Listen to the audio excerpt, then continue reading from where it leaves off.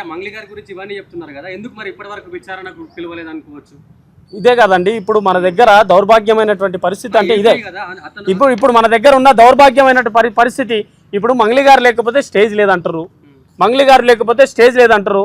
మరి ఇదే గారు మంగ్లీ గారి పైన ఇన్వాల్వ్ అయితే A1 A2 A3 పెడతారు, A5 పెట్టినారు కదా. అవును, అంటే ఖచ్చితంగా ఆమె పాత్ర ఉందో ఇప్పుడు ఎఫ్ఐఆర్ లో పేరు A6 లో ఉన్నా A15 లో ఉన్నా ఎఫ్ఐఆర్ లో అయితే ఎక్కింది కదా, ఇన్వెస్టిగేషన్ లో ఉంది కదా. ఇన్వెస్టిగేషన్ ని త్వరగా పూర్తి చేయండి.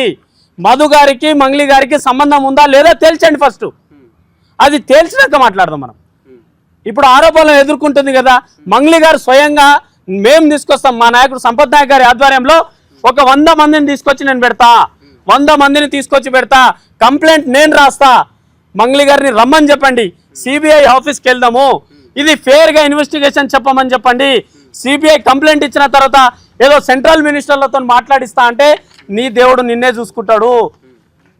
నీతి నిజాయితీ ధర్మంగా నా పేద ప్రజలను న్యాయం చేయాలి, మా తండా ప్రజలను న్యాయం చేయాలంటే సిబిఐకి కంప్లైంట్ ఇద్దాం రండి. బాధితులుగా చెప్పుకుంటున్న హిమాకాంత్ రెడ్డి లాంటి వాళ్ళే పరారీలో ఉన్నారు, ఇప్పటి వరకు విచారణ కూడా. అరే మాట్లాడిన ప్రతి ఒక్కరిని దొంగ చేస్తున్నారు భయ్ వాళ్ళు.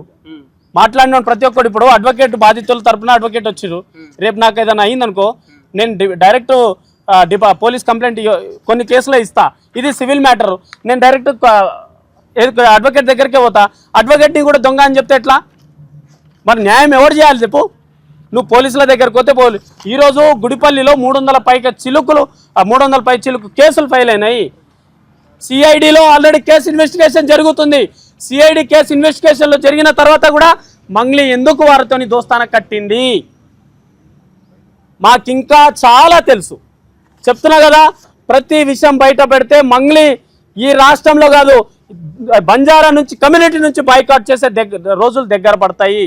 మాకు ప్రతి విషయం తెలుసు.